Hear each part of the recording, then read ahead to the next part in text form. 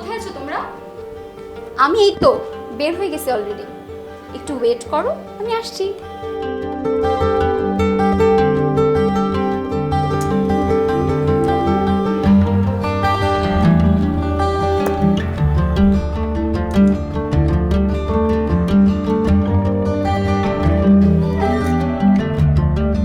কিরে, হ্যাঁ, তুই?